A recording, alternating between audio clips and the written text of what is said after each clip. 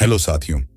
कल्पना कीजिए कि आप रोज जो भोजन लेते हैं वही भोजन आपके शरीर की शक्ति, आपकी सोच की स्पष्टता, आपकी ऊर्जा, आपकी उम्र बढ़ने की गति और आपके रोगों से लड़ने की क्षमता को गहराई से नियंत्रित करता है। और इस पूरे तंत्र के केंद्र में एक ऐसा तत्व है जिसे अक्सर लोग केवल जिम और मांसपेशियों तक सीमित समझ लेते हैं, जबकि वास्तविकता यह है कि वही तत्व आपके जीवन की हर कोशिका का आधार है। यह पुस्तक इसी सच्चाई को उजागर करती है और आपको यह समझाने का प्रयास करती है कि प्रोटीन केवल भोजन का एक भाग नहीं, बल्कि शरीर की भाषा है, जिसके माध्यम से शरीर स्वयं को बनाता, सुधारता और सुरक्षित रखता है। यह रचना आपको धीरे धीरे उस भ्रम से बाहर निकालती है जिसमें कैलोरी गिनना ही स्वास्थ्य मान लिया गया है, और आपको यह दिखाती है कि गुणवत्तापूर्ण प्रोटीन किस प्रकार शरीर के हर तंत्र में संतुलन और शक्ति लाता है। लेखक यह स्पष्ट करते हैं कि मानव शरीर मूल रूप से प्रोटीन से बना हुआ ढांचा है। आपकी मांसपेशियां, आपकी हड्डियां, आपकी त्वचा, आपके बाल, आपके हार्मोन, आपके एंजाइम और यहां तक कि आपकी प्रतिरक्षा प्रणाली भी प्रोटीन पर निर्भर है। जब आप पर्याप्त और सही प्रकार का प्रोटीन लेते हैं तो शरीर को यह संदेश मिलता है कि उसे खुद को सुरक्षित और मजबूत बनाना है, और जब प्रोटीन की कमी होती है तो शरीर धीरे धीरे बचाव की मुद्रा में चला जाता है, जहां वह ऊर्जा बचाने के लिए मांसपेशियों को तोड़ता है, हार्मोन संतुलन बिगाड़ता है और रोगों के लिए रास्ता खोल देता है। यह पुस्तक यह भी बताती है कि आधुनिक भोजन संस्कृति ने कैसे लोगों को वसा से डराया और कार्बोहाइड्रेट पर निर्भर बना दिया, जिसके कारण लोग लगातार भूख, थकान और वजन बढ़ने की समस्या से जूझते रहे। लेखक वैज्ञानिक तथ्यों के आधार पर समझाते हैं कि पर्याप्त प्रोटीन लेने से भूख स्वाभाविक रूप से नियंत्रित होती है, क्योंकि प्रोटीन तृप्ति के संकेत को मजबूत करता है और रक्त शर्करा को स्थिर रखता है, जिससे बार बार खाने की इच्छा कम होती है। इस रचना में यह भी बताया गया है कि उम्र बढ़ने के साथ मांसपेशियों का क्षय क्यों होता है और कैसे सही मात्रा में प्रोटीन इस प्रक्रिया को धीमा कर सकता है। लेखक यह स्पष्ट करते हैं कि मांसपेशियां केवल ताकत के लिए नहीं, बल्कि चयापचय की चाबी हैं। जितनी अधिक सक्रिय मांसपेशियां होंगी, उतना ही शरीर ऊर्जा को कुशलता से उपयोग करेगा और वसा के रूप में संग्रह कम करेगा।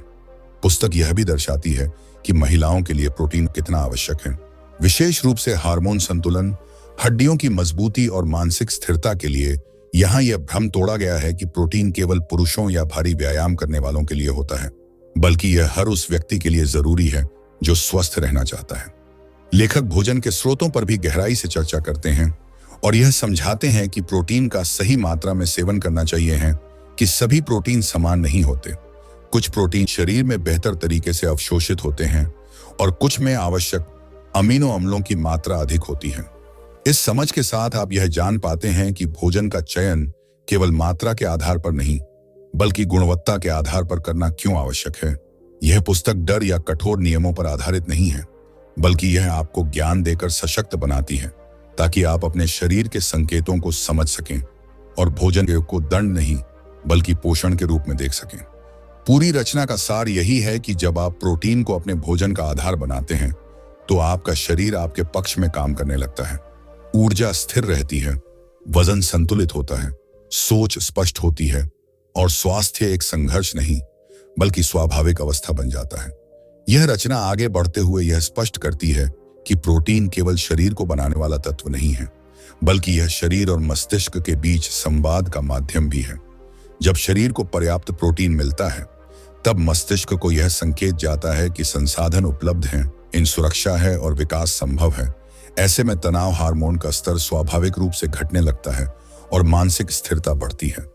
लेखक यहाँ यह समझाते हैं कि आज के समय में चिंता, अवसाद और चिड़चिड़ापन केवल मानसिक कारणों से नहीं, बल्कि पोषण की कमी, विशेष रूप से प्रोटीन की कमी से भी जुड़े हुए हैं, क्योंकि न्यूरोट्रांसमीटर जिनके माध्यम से मस्तिष्क काम करता है, वे भी अमीनो अम्लों से ही बनते हैं।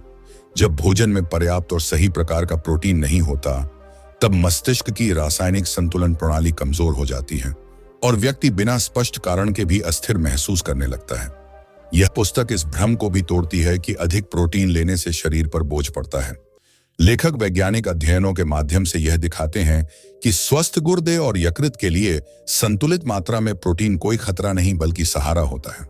समस्या तब होती है जब भोजन की गुणवत्ता खराब होती है और शरीर को पर्याप्त पोषण नहीं मिलता।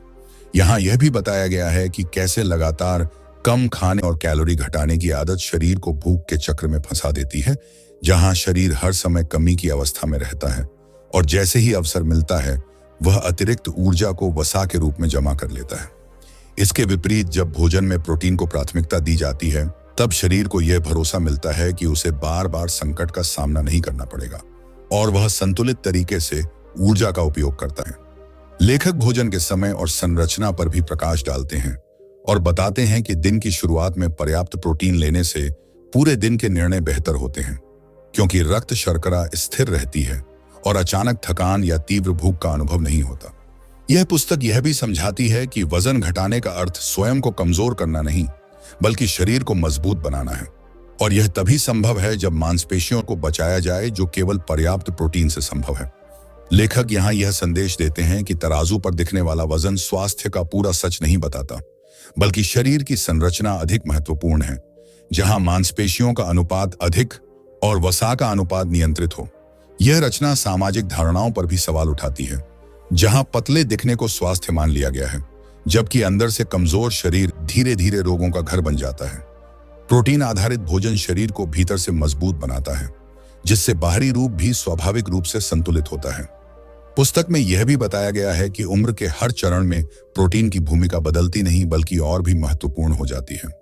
बचपन में यह विकास का आधार है, युवावस्था में यह स्थिरता और शक्ति देता है, और वृद्धावस्था में यह स्वतंत्रता और आत्मनिर्भरता को बनाए रखता है। लेखक यहाँ यह दिखाते हैं कि गिरने का डर कमजोरी और अस्थिरता प्रायः मांसपेशियों की कमी से जुड़ी होती है, और सही पोषण, विशेष रूप से प्रोटीन, इस डर को काफी हद तक कम कर सकता है। पूरी रचना एक ही बात को अलग अलग कोणों से स्थापित करती है कि भोजन का उद्देश्य केवल पेट भरना नहीं, बल्कि शरीर को संदेश देना है, और प्रोटीन वह भाषा है जिसे शरीर सबसे स्पष्ट रूप से समझता है। जब आप इस भाषा को अपनाते हैं तब स्वास्थ्य किसी संघर्ष या लक्ष्य की तरह नहीं, बल्कि जीवन की सहज अवस्था की तरह आपके साथ चलता है। यह विचार आगे और गहराता है जब लेखक यह बताते हैं कि आधुनिक जीवन शैली ने शरीर को लगातार आपात स्थिति में डाल दिया है, जहां नींद की कमी, अनियमित भोजन और लगातार मानसिक दबाव शरीर को यह संकेत देते रहते हैं कि संकट कभी भी आ सकता है। ऐसी अवस्था में शरीर सबसे पहले उन प्रणालियों को बंद करता है जो उसे तत्काल जीवित रहने के लिए आवश्यक नहीं लगती, और इसमें मांसपेशियों का संरक्षण, दीर्घकालिक स्वास्थ्य और हार्मोन संतुलन सबसे पहले प्रभावित होते हैं। लेखक यह समझाते हैं कि जब भोजन में प्रोटीन की पर्याप्तता होती है तब शरीर को यह भरोसा मिलता है कि भविष्य सुरक्षित है और वह पुनर्निर्माण, मरम्मत और संतुलन की प्रक्रिया में निवेश कर सकता है। इस पुस्तक में यह भी स्पष्ट किया गया है कि केवल कितना प्रोटीन लिया जा रहा है, यह प्रश्न उतना महत्वपूर्ण नहीं जितना यह समझना कि प्रोटीन को पूरे दिन कैसे वितरित किया जा रहा है, क्योंकि शरीर एक बार में सीमित मात्रा में ही प्रोटीन का उपयोग कर पाता है। इसलिए दिन भर में संतुलित रूप से प्रोटीन लेना शरीर को निरंतर निर्माण की अवस्था में रखता है। लेखक यहाँ यह भी बताते हैं कि क्यों बहुत से लोग पर्याप्त भोजन लेने के बावजूद कमजोर महसूस करते हैं, क्योंकि उनका भोजन पोषण के बजाय केवल ऊर्जा प्रदान कर रहा होता है, और ऊर्जा बिना निर्माण के केवल अस्थायी राहत देती है। यह रचना यह भी दर्शाती है कि प्रोटीन का प्रभाव केवल शरीर तक सीमित नहीं रहता, बल्कि व्यवहार, निर्णय क्षमता और आत्मनियंत्रण पर भी पड़ता है। जब रक्त शर्करा स्थिर होती है और मस्तिष्क को पर्याप्त अमीनो अम्ल मिलते हैं, तब व्यक्ति अधिक धैर्यपूर्ण, स्पष्ट और संतुलित निर्णय ले पाता है।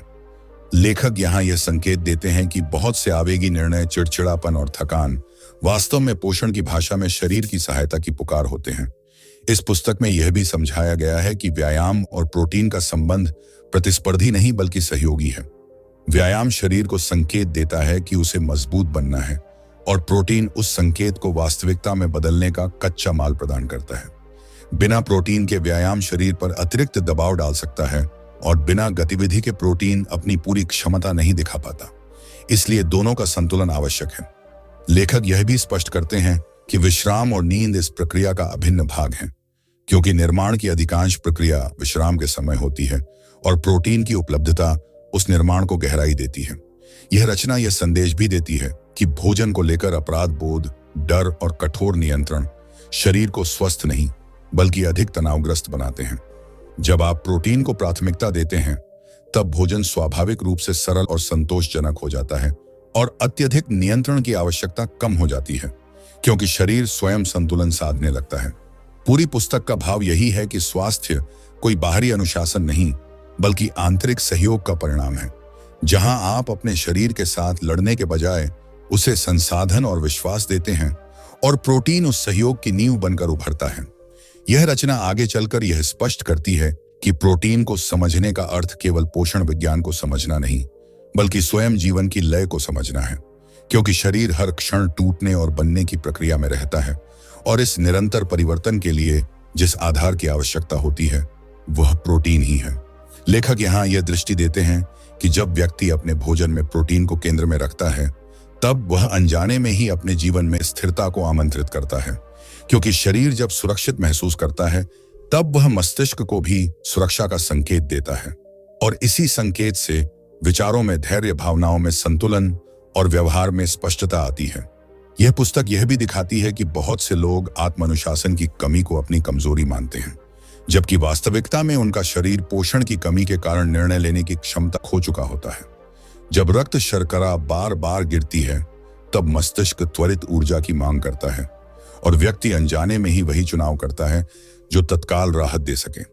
लेखक यह बताते हैं कि पर्याप्त प्रोटीन इस चक्र को तोड़ देता है, क्योंकि यह ऊर्जा को स्थिर करता है और मस्तिष्क को निरंतर पोषण देता है, जिससे व्यक्ति अपने ही निर्णयों पर भरोसा करने लगता है। इस रचना में यह भी समझाया गया है कि समाज ने भोजन को या तो आनंद या अपराध की तरह देखना सिखाया है, जबकि भोजन वास्तव में संवाद है, आपके शरीर और आपके भविष्य के बीच संवाद।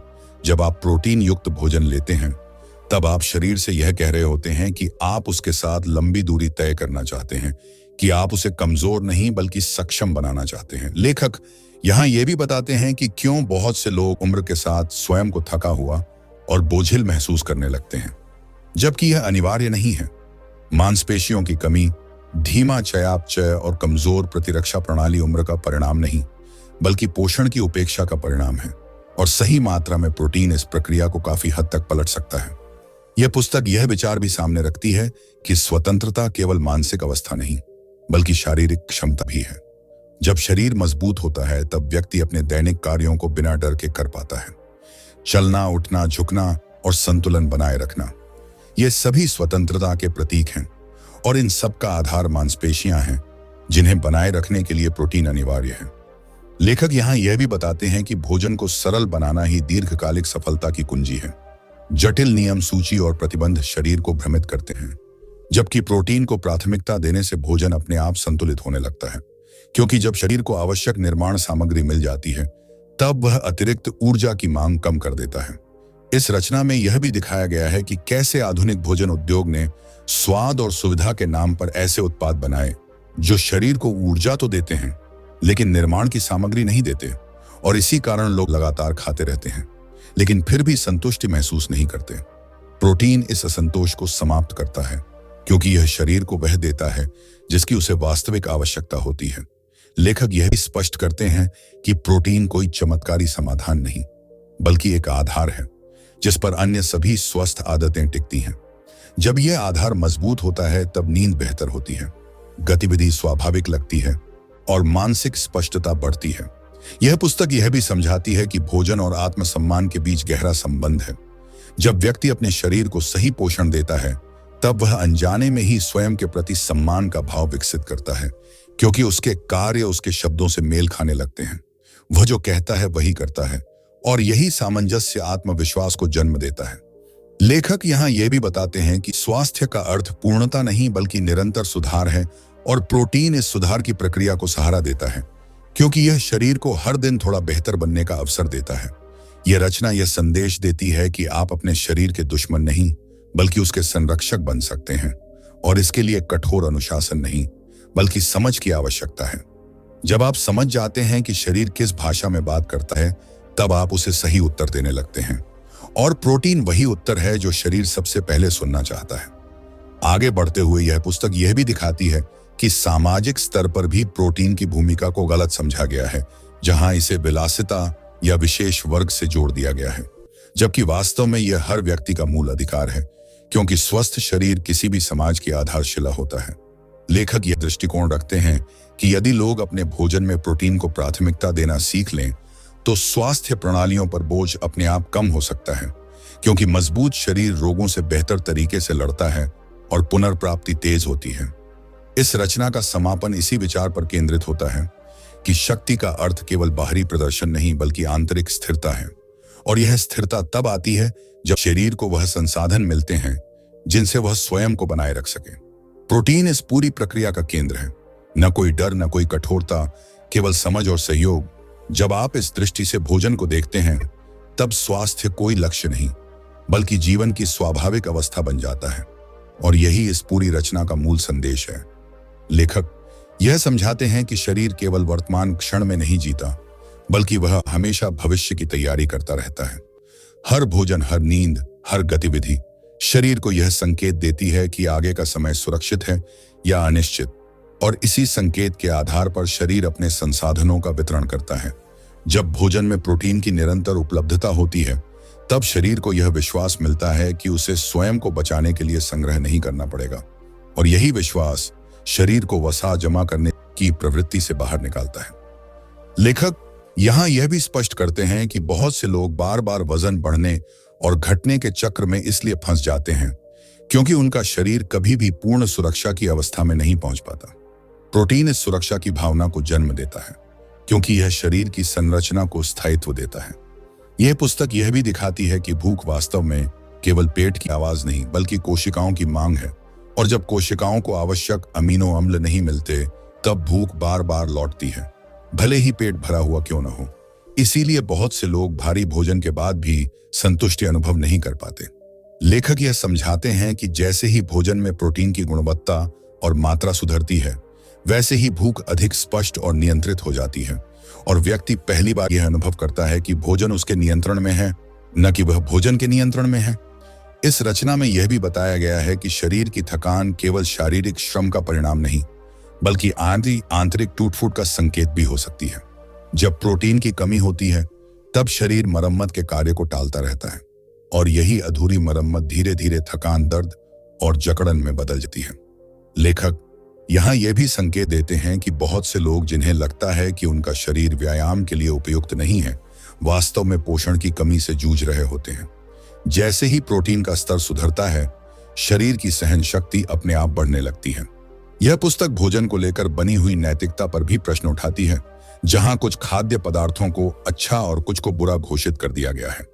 लेखक बताते हैं कि शरीर नैतिकता नहीं समझता, वह केवल संकेत समझता है कि उसे क्या निर्माण के लिए मिल रहा है और क्या नहीं। जब प्रोटीन को आधार बनाया जाता है तब भोजन का चुनाव डर के बजाय समझ से होने लगता है, और यही समझ व्यक्ति को लंबे समय तक संतुलन में रखती है। इस रचना में यह भी बताया गया है कि परिवार और समाज में भोजन की आदतें कैसे पीढ़ी दर पीढ़ी चलती हैं, और यदि इस श्रृंखला में एक व्यक्ति भी प्रोटीन के महत्व को समझ ले तो आने वाली पीढ़ियों के स्वास्थ्य की दिशा बदल सकती है, क्योंकि मजबूत शरीर केवल व्यक्ति की नहीं बल्कि पूरे समाज की पूंजी होता है। लेखक यह भी स्पष्ट करते हैं कि प्रोटीन को अपनाने का अर्थ यह नहीं कि जीवन से आनंद समाप्त हो जाएगा, बल्कि इसके विपरीत जब शरीर संतुलन में होता है तब स्वाद की समझ और भी गहरी हो जाती है, क्योंकि शरीर अत्यधिक कमी की अवस्था से बाहर आ जाता है और छोटे अनुभवों में भी संतोष ढूंढ पाता है। यह पुस्तक यह भी दर्शाती है कि आत्मनियंत्रण कोई कठोर अभ्यास नहीं बल्कि शरीर और मस्तिष्क के बीच सहयोग का परिणाम है, और यह सहयोग तभी संभव है जब दोनों को आवश्यक पोषण मिले। लेखक यहाँ यह भी बताते हैं कि समय के साथ व्यक्ति अपने शरीर की भाषा को पढ़ना सीख जाता है। उसे यह समझ आने लगता है कि कौन सा भोजन उसे स्थिर करता है और कौन सा उसे असंतुलित करता है, और यह समझ किसी नियम पुस्तक से नहीं बल्कि अनुभव से आती है। इस पूरी रचना का अंत किसी आदेश या सूची के साथ नहीं बल्कि एक आमंत्रण के साथ होता है कि आप अपने शरीर को दुश्मन नहीं बल्कि साथी की तरह देखें और उसे वह दें जिसकी उसे सबसे अधिक आवश्यकता है। जब आप ऐसा करते हैं तब स्वास्थ्य कोई पीछा करने वाली चीज नहीं रहती बल्कि वह स्वाभाविक रूप से आपके साथ चलने लगता है, और यही इस पुस्तक का सबसे गहरा और स्थायी संदेश है। यह विचार और भी गहराई लेता है जब लेखक यह बताते हैं कि शरीर के साथ विश्वास का रिश्ता बनाना समय लेता है, क्योंकि वर्षों तक हमने उसे विरोधाभासी संकेत दिए हैं, कभी अत्यधिक भोजन तो कभी कठोर परहेज, कभी अत्यधिक श्रम तो कभी पूर्ण निष्क्रियता। ऐसे में शरीर स्वाभाविक रूप से सतर्क हो जाता है और हर स्थिति को संभावित खतरे की तरह देखता है। प्रोटीन इस टूटे हुए विश्वास को धीरे धीरे फिर से जोड़ने का माध्यम बनता है, क्योंकि यह शरीर को लगातार यह संदेश देता है कि संसाधन उपलब्ध हैं, देखभाल जारी है और भविष्य सुरक्षित है। जब यह संदेश बार बार दोहराया जाता है तब शरीर अपनी रक्षा की मुद्रा से बाहर आकर सहयोग की अवस्था में आता है, और यही वह क्षण होता है जहां वास्तविक स्वास्थ्य की शुरुआत होती है। इस पुस्तक में यह भी समझाया गया है कि बहुत से लोग अपने शरीर की आवाज सुनना भूल चुके हैं, क्योंकि उन्होंने बाहरी नियमों को आंतरिक संकेतों से अधिक महत्व दे दिया है। कब खाना है, कितना खाना है, क्या खाना है, यह सब बाहर से तय होने लगा, जबकि शरीर हर समय स्पष्ट संकेत देता रहता है। लेखक यह बताते हैं कि जब प्रोटीन को भोजन का आधार बनाया जाता है तब ये संकेत अधिक हो जाते हैं, क्योंकि रक्त शर्करा स्थिर रहती है और हार्मोन संतुलन सुधरता है। ऐसे में भूख, थकान और संतुष्टि के संकेत भ्रमित नहीं होते और व्यक्ति धीरे धीरे अपने शरीर पर फिर से भरोसा करना सीखता है। यह भरोसा किसी भी आहार योजना से अधिक शक्तिशाली होता है। यह रचना यह भी दर्शाती है कि प्रोटीन का प्रभाव केवल दिन भर तक सीमित नहीं रहता, बल्कि यह नींद की गुणवत्ता को भी गहराई से प्रभावित करता है। जब शरीर को दिन भर पर्याप्त निर्माण सामग्री मिलती है तब रात में मरम्मत की प्रक्रिया अधिक प्रभावी होती है और नींद गहरी और सुकून देने वाली बनती है। लेखक यह संकेत देते हैं कि बहुत से लोग जिन्हें नींद की समस्या होती है, वास्तव में उनके शरीर को वह पोषण नहीं मिल रहा होता जिसकी उसे रात के कार्यों के लिए आवश्यकता है। प्रोटीन इस अधूरी तैयारी को पूरा करता है, जिससे शरीर रात में जागते रहने की बजाय विश्राम को प्राथमिकता देता है। आगे लेखक यह भी बताते हैं कि आत्म छवि और शरीर के बीच एक मौन संवाद चलता रहता है। जब व्यक्ति स्वयं को कमजोर, थका हुआ और अस्थिर महसूस करता है तब उसका आत्मविश्वास भी उसी अनुपात में डगमगाने लगता है। लेकिन जैसे ही शरीर में शक्ति लौटने लगती है, निर्णय क्षमता सुधरती है और ऊर्जा स्थिर होती है, वैसे ही व्यक्ति स्वयं को अलग दृष्टि से देखने लगता है। यह परिवर्तन किसी प्रेरणादायक वाक्य से नहीं, बल्कि शरीर के भीतर हो रहे वास्तविक सुधार से आता है, और प्रोटीन इस सुधार की आधारशिला बनता है, क्योंकि यह शरीर को वह देता है जिससे वह स्वयं को मजबूत महसूस कर सके।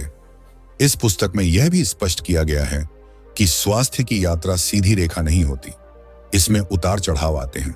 लेकिन जब आधार मजबूत होता है तब ये उतार चढ़ाव व्यक्ति को भटकाते नहीं। लेखक यह बताते हैं कि प्रोटीन आधारित दृष्टिकोण व्यक्ति को लचीलापन सिखाता है, जहां वह एक दिन की असंतुलित स्थिति को पूरे प्रयास की विफलता नहीं मानता, क्योंकि शरीर के पास पर्याप्त संसाधन होते हैं कि वह स्वयं को फिर से संतुलित कर सके। यह लचीलापन ही दीर्घकालिक स्वास्थ्य की पहचान है। अंत की ओर यह रचना एक शांत लेकिन दृढ़ संदेश देती है कि शरीर को सुधारने के लिए उसे दंडित करने की आवश्यकता नहीं, बल्कि समझने की आवश्यकता है। जब आप शरीर की मूल आवश्यकता को पहचान लेते हैं तब समाधान जटिल नहीं रहते। प्रोटीन इसी सरलता का प्रतीक है, न कोई डर, न कोई अत्यधिक, केवल निरंतर पोषण और सहयोग। जब आप इस दृष्टि से अपने भोजन और जीवन को देखते हैं तब स्वास्थ्य किसी लक्ष्य की तरह नहीं, बल्कि एक स्थायी साथी की तरह आपके साथ रहने लगता है। और यही इस पूरी रचना की आत्मा है।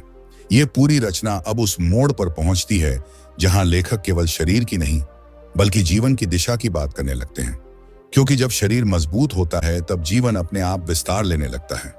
व्यक्ति छोटे दायरे में सिमट कर नहीं रहता, बल्कि उसके भीतर आगे बढ़ने की स्वाभाविक इच्छा जन्म लेती है। यह पुस्तक यह स्पष्ट करती है कि बहुत से सपने केवल इसलिए अधूरे रह जाते हैं क्योंकि शरीर उनका भार उठाने की स्थिति में नहीं होता। थकान, कमजोरी और अस्थिरता व्यक्ति को धीरे धीरे सीमित कर देती है और वह इसे उम्र, परिस्थितियों या भाग्य का नाम दे देता है, जबकि वास्तविकता यह होती है कि शरीर को वह आधार नहीं मिला जिस पर वह जीवन के भार को सहजता से संभाल सके। प्रोटीन उसी आधार का नाम है जो व्यक्ति को भीतर से खड़ा करता है, और जब व्यक्ति भीतर से खड़ा होता है तब बाहर की चुनौतियां छोटी लगने लगती हैं। लेखक यहाँ यह भी बताते हैं कि जिम्मेदारी का भाव केवल मानसिक परिपक्वता से नहीं आता, बल्कि शारीरिक क्षमता से भी जुड़ा होता है। जब शरीर कमजोर होता है तब व्यक्ति अनजाने में ही जिम्मेदारियों से बचने लगता है, क्योंकि हर अतिरिक्त प्रयास उसे बोझ लगता है। लेकिन जैसे ही शरीर को पर्याप्त पोषण मिलता है और उसमें स्थिर ऊर्जा लौटती है, वैसे ही व्यक्ति चुनौतियों से भागने के बजाय उनका सामना करने लगता है। यह परिवर्तन किसी प्रेरणा से नहीं, बल्कि शरीर के भीतर लौट रही शक्ति से आता है, और यही कारण है कि इस पुस्तक में स्वास्थ्य को केवल व्यक्तिगत लाभ नहीं, बल्कि जीवन की गुणवत्ता से जोड़ा गया है। इस रचना में यह भी दिखाया गया है कि समय के साथ व्यक्ति अपने अतीत को नए दृष्टिकोण से देखने लगता है। उसे समझ आने लगता है कि बहुत सी गलतियां चरित्र की नहीं बल्कि संसाधनों की कमी का परिणाम थीं। जब शरीर और मस्तिष्क दोनों ही कमी की अवस्था में हों, तब निर्णय भी उसी कमी से प्रभावित होते हैं। प्रोटीन इस कमी की अवस्था को समाप्त करता है और व्यक्ति पहली बार यह अनुभव करता है कि स्थिर रहकर सोचने का अर्थ क्या होता है। यही स्थिरता व्यक्ति को अपने भविष्य की योजना बनाने योग्य बनाती है, क्योंकि वह अब केवल तत्काल राहत के बारे में नहीं सोचता बल्कि दीर्घकालिक भलाई को प्राथमिकता देने लगता है। आगे लेखक यह भी बताते हैं कि संबंधों में भी शरीर की भूमिका को अनदेखा नहीं किया जा सकता। जब व्यक्ति थका हुआ, चिड़चिड़ा और असंतुलित रहता है, तब वह अपनों के साथ भी धैर्य नहीं रख पाता। लेकिन जैसे ही शरीर संतुलन में आता है, भावनात्मक प्रतिक्रिया भी सौम्य हो जाती है और व्यक्ति सुनने, समझने और साथ देने की स्थिति में आता है। इस प्रकार प्रोटीन केवल शरीर को नहीं बल्कि संबंधों को भी मजबूत करता है, क्योंकि यह व्यक्ति को भीतर से स्थिर बनाता है। यह रचना इस बात पर जोर देती है कि स्वस्थ व्यक्ति ही स्वस्थ संबंध बना सकता है और स्वस्थ समाज की नींव यहीं से पड़ती है। लेखक यहाँ यह भी स्पष्ट करते हैं कि अनुशासन का सही अर्थ क्या है। अनुशासन स्वयं को दबाने का नाम नहीं बल्कि स्वयं को सक्षम बनाने का नाम है। जब शरीर को सही पोषण मिलता है, तब अनुशासन अपने आप सरल हो जाता है, क्योंकि व्यक्ति को हर क्षण खुद से लड़ना नहीं पड़ता। प्रोटीन इस आंतरिक संघर्ष को शांत करता है और जीवन को सहज प्रवाह में बदल देता है, जहां प्रयास बोझ नहीं बल्कि स्वाभाविक क्रिया बन जाता है। यही कारण है कि यह पुस्तक किसी कठोर नियमावली के साथ समाप्त नहीं होती, बल्कि समझ और विश्वास के साथ समाप्त होती है। अंतिम भाग में लेखक पाठक को किसी ऊंचे आदर्श की ओर नहीं बल्कि एक सरल सत्य की ओर ले जाते हैं कि शरीर कोई बाधा नहीं बल्कि साधन है, और जब इस साधन की देखभाल सही तरीके से की जाती है, तब जीवन अपने पूरे रंग दिखाने लगता है। प्रोटीन इस देखभाल का केंद्र है, क्योंकि यह शरीर को वह सामग्री देता है जिससे वह स्वयं को बनाए रख सके, सुधार सके और आगे बढ़ा सके। यह कोई त्वरित समाधान नहीं बल्कि एक स्थायी दृष्टि है जो व्यक्ति को हर दिन थोड़ा बेहतर बनने का अवसर देती है। समापन में यह रचना एक शांत लेकिन दृढ़ संदेश छोड़ती है कि आपको अपने शरीर से लड़ने की आवश्यकता नहीं, आपको उसे समझने की आवश्यकता है। जब आप शरीर की मूल भाषा को पहचान लेते हैं, तब समाधान अपने आप सरल हो जाते हैं। भोजन डर नहीं बनता, अनुशासन बोझ नहीं बनता और स्वास्थ्य लक्ष्य नहीं बल्कि स्वाभाविक अवस्था बन जाता है। प्रोटीन इसी समझ का प्रतीक है, एक ऐसा आधार जिस पर आप न केवल एक मजबूत शरीर बल्कि एक संतुलित जीवन खड़ा कर सकते हैं। और जब जीवन संतुलन में होता है, तब आगे बढ़ना संघर्ष नहीं बल्कि आनंद बन जाता है। यही इस पूरी रचना की सच्ची और स्थायी समाप्ति है। अगर यह बुक समरी आपको भीतर तक छू गया हो और आपने इस समझ को अपने जीवन से जोड़ते हुए महसूस किया हो, तो इस यात्रा को यहीं रोकिए मत, अपने जीवन में इसे उतारिए और इस चैनल को सब्सक्राइब जरूर कीजिए और वीडियो को लाइक जरूर कीजिए। धन्यवाद।